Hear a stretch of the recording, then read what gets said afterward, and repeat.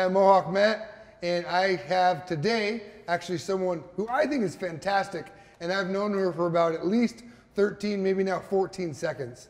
And her name is Dr. Karen Flack, and she is awesome. Karen, how are you doing? I'm excellent, Mohawk Matt. I'm happy to be here. Oh, I'm so excited to be here with you today. Karen, or Dr. Flack, as she goes at school, because she is a professor. Karen was actually used to work at NASA Mission Control. Freaking awesome! Yep, pretty awesome. That's pretty cool. What was it like working at NASA Mission Control? Well, it was exciting because, everyone around you is really, really into the space program, and you get to be around a lot of scientists and engineers, and, just people have a lot of questions for you. I've enjoyed having that experience, and I've been able to take that with me, throughout my career. That's awesome. That's really cool. I will keep introducing you because I just was so interested I had to stop. Okay. Because who doesn't love NASA? So, you love NASA. We all love NASA. If you don't love NASA, well, go hang out in space. They'll find you. Karen, or Dr. Flack, also has been teaching for 28 years. That is a long time. It is a long time. It's gone quickly, but it's been wonderful. Excellent. And she has been teaching at the United States Naval Academy, which is not a traditional place to teach. No, it's not. No, it's very unique.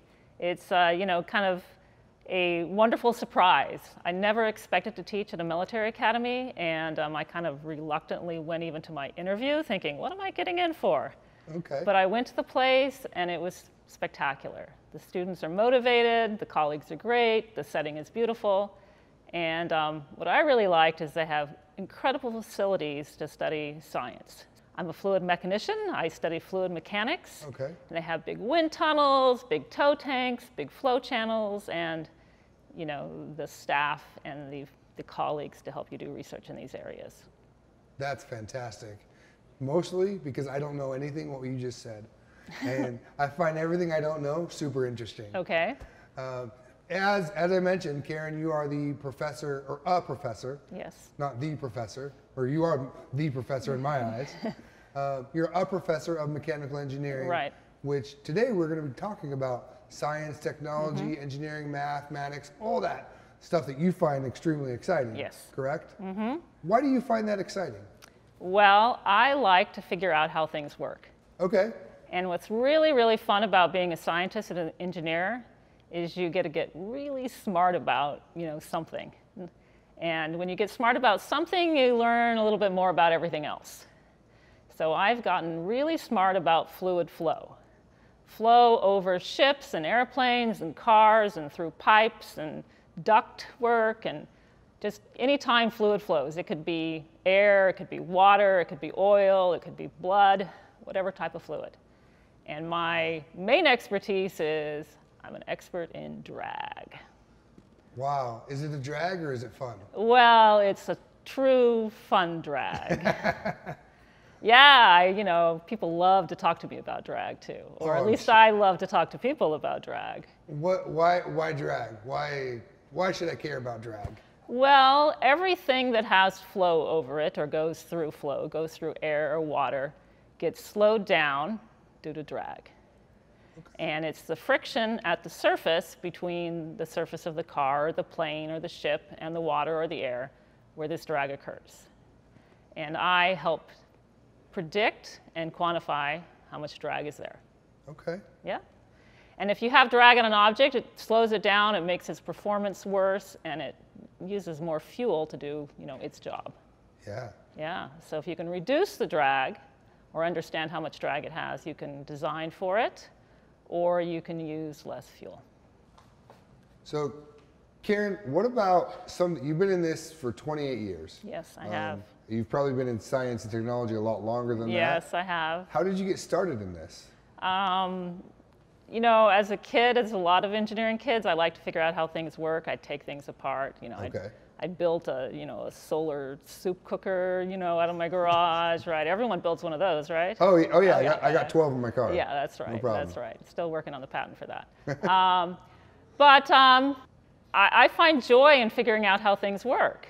And I was always encouraged to study engineering, never discouraged, and tried to get over my own personal discouragement when it got hard. and got through an undergraduate degree in engineering, went to work at NASA, found that really cool, and then was kind of excited to expand my opportunities. Okay. So I went to grad school, and grad school was really hard, but very rewarding. And in that time, I was able to, get smarter on things and focus more on a certain area. And I really discovered my love for fluid flow and fluid dynamics and studying turbulent flow and drag and the applications that all go with that. That's incredible. That's fantastic, Yeah. especially the part where you say sometimes you got discouraged, but you were encouraged to keep going. Yes, and I would tell the students, it's hard. It's super hard sometimes. And you're not going to understand it all until you have the chance to look into it deeper. And no one really gets it all. I mean, every time I teach a class, I learn something, and it's an undergraduate class. I mean, you've been teaching for 28 years. That's right. Do you know it all? No, I don't. I don't know it all. And that's what excites me about doing my research and about teaching, is I learn from the books, I learn from my colleagues, I learn from the papers, and I learn from students. So that's fantastic. Getting smarter all the time. Definitely. And why, so you've told your story a little bit and kind of how you got interested in it. It's really exciting for you. And what I really liked was the joy side. Yeah. You actually found joy in it. And a lot of people don't have that today. They're not able to do something that brings them joy. They're like, just checker, or they're just doing a job to do a job to pay the bills. You actually get to do something you love.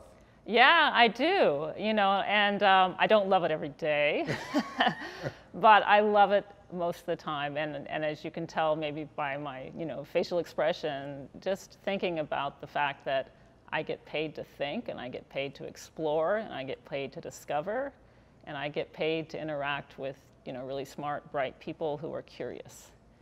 And, I've been able to, solve problems. Yeah. And I've been able to solve problems for the Navy that have been applicable to the wider world. What are some of the problems you've solved? Well, I look at how much drag is caused by the texture of the surface. Okay. So if the surface is, has bumps or ridges or divots, I'm able to help quantify how much drag is due to that surface texture. Wow. And everything has some surface texture. Even paint causes drag. Paint has a surface texture. Really? And the Navy has some big issues, particularly with ships, where any ship in a marine environment gets fouled with biological growth. They call it biofouling. And so you have slimes, and you have grasses, and you have hard, fouling caused by barnacles. And these obviously cause, additional surface texture. Yeah, which causes drag. Which cause drag, which costs money for fuel or reduces the performance of the ship. Yeah. You can't go as far in a tank of gas, or you can't go as fast as you want to. I mean, they're already trying to take a huge chunk of metal and push it through the ocean. Right. Adding anything that they haven't calculated is extra. That's right. That's right. So hopefully I'm saving the Navy some money, giving them a little better performance, and it's applicable to the whole marine shipping industry. Definitely. And the techniques we use are also applicable to any fouling on airplane wings, or wind turbine blades, or corrosion on pipe flow. Could go a lot of different directions. A lot of different ways.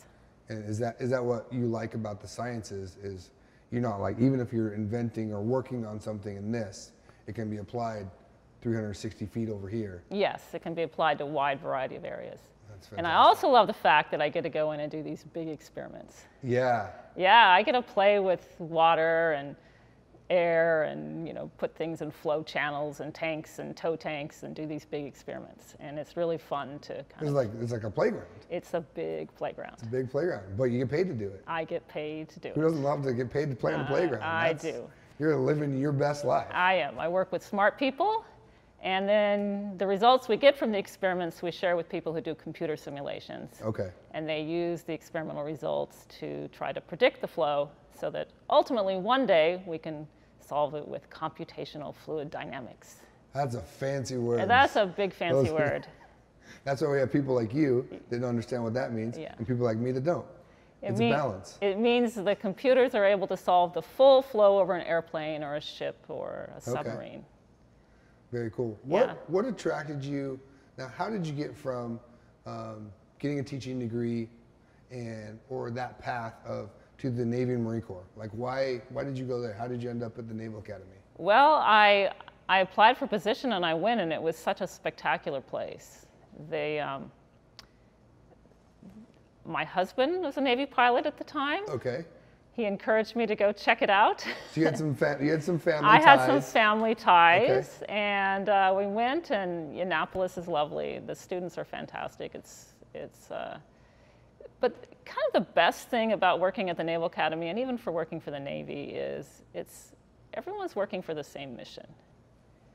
You know, it's for the defense of our nation, and that sounds all, you know, flag waving and patriotic, but it feels good. It feels good to be working all towards the same goal of national security, and to have, you know, a vision of why you want to do your work and who you're working for.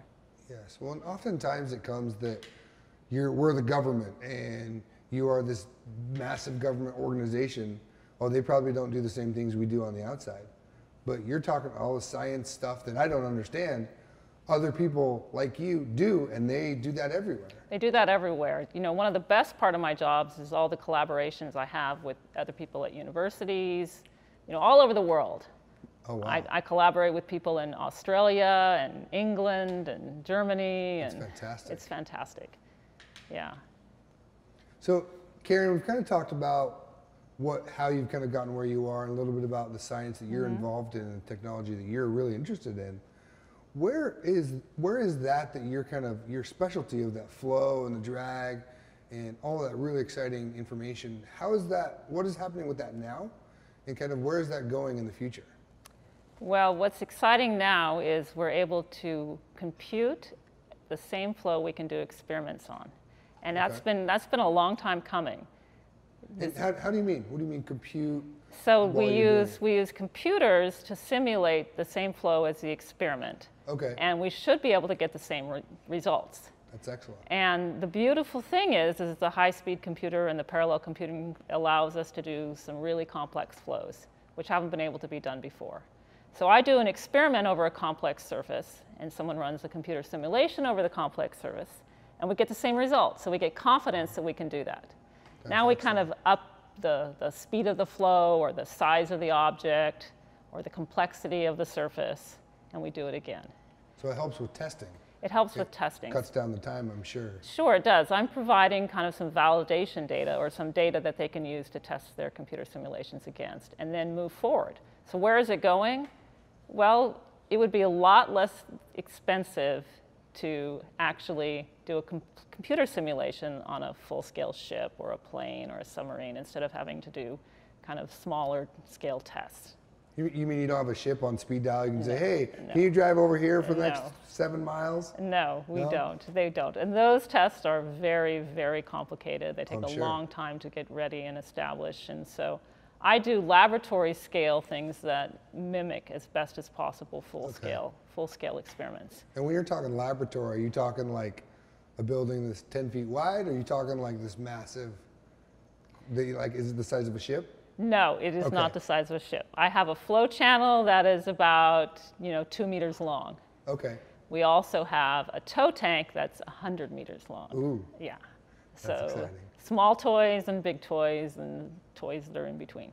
Okay. And those toys help you compute and practice and test all the things that you're trying to do, then apply them later, correct? Right. The flow channels, the flow tunnels, and the tow tanks give us the experimental data, and the fancy measurement equipment that we have with it to take the drag measurements and look at the flow around the surface. We put all that together, and we give it to the computationalists, or the people who simulate the flow, and they try to improve their predictive models. Okay. So where we're headed in the future is full-scale predictions. Wow. And which means what exactly? It means we would understand the performance of a vehicle going through water or air without having to do a test on it.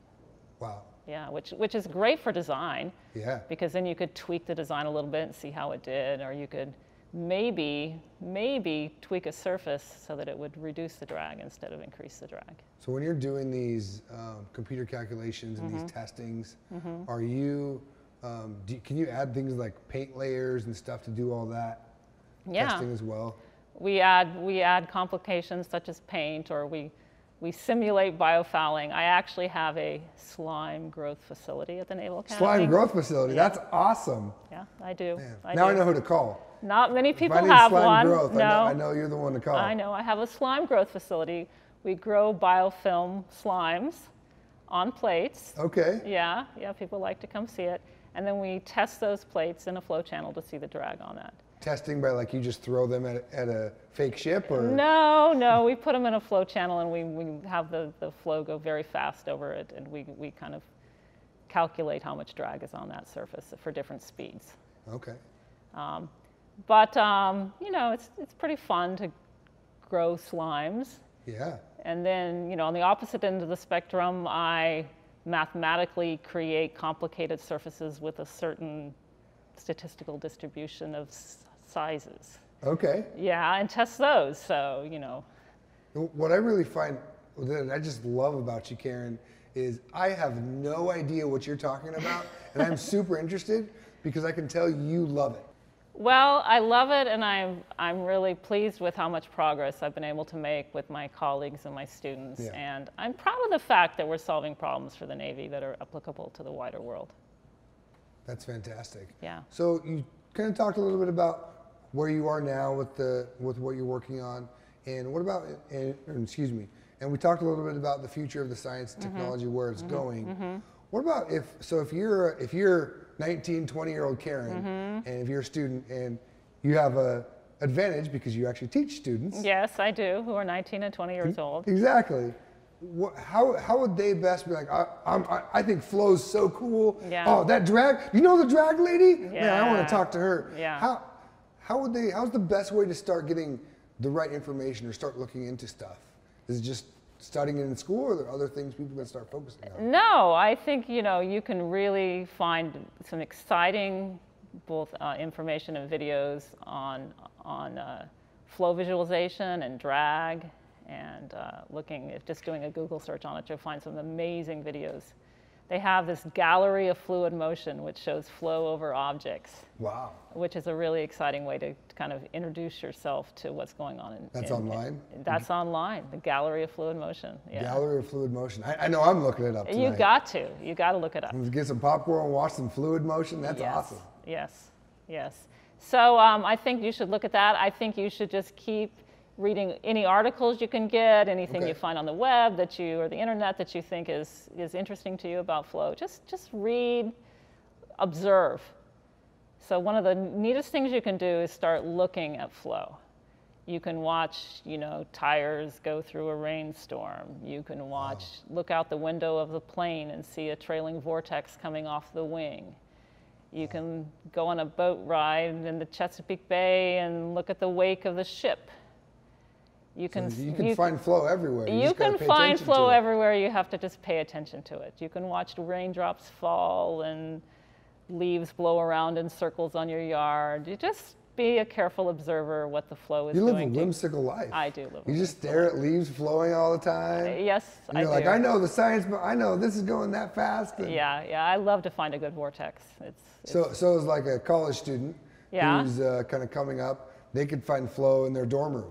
Yes, they can.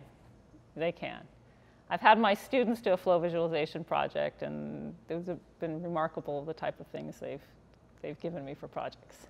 That's incredible. It's incredible to kind of remember that science and technology is literally all around us. It is. There's flow when I do this with my hands, probably. Yes, there is. And you're probably calculating it in your head. Well, trying not to. I would really encourage students to go with their passion. Yes. Whether or not they feel they're smart enough yet to do it. Yes. Because no one is right off. You know, your passion leads you to learning, and learning leads you to opportunities, and opportunities lead you to be more passionate. So I never, ever, ever expected as an undergraduate to be a professor of mechanical engineering. I never thought that was the path I would take. And I just kept learning and kept following my passion. And, you know, I look pretty happy doing what I'm doing. Yes, I can tell. I can see just talking to you. I mean, now it's been at least 7 minutes that we've been friends. Yes, so we have. Just in those 7 minutes, I just love learning how much you love this science. And what I find really incredible is how you've been able to take this from when you were, what were you building as a child? A solar soup cooker. Solar soup cooker. Yes. So you started there, and now you're teaching, you're a professor of Naval and Marine Corps officers. Yes. Through the Naval Academy. Yes, I am. Which that's a pretty big gap. Yes, that is a big gap. You've come a long way, and that's fantastic, and it's really awesome that you've done that inside the kind of the DoD, Department of Defense, government environment. It is. It is. It's been a great environment to work for. Well, folks, it has been super exciting for me to introduce you to Dr. Karen Flack. Thank you for coming on, Karen. Matt, it's been my pleasure. Thank you for having me today. You're welcome. It's been so fun to learn about what you do in science and technology in the Navy and the Marine Corps. Yeah. And kind of training the future Naval and Marine officers. Yeah, it's an exciting opportunity. So again, thank you so much. We really appreciate it. We cannot wait to see how you design the Navy and the Marine Corps' future in science, technology, engineering, mathematics, and let us know what your ideas are. See you, everyone.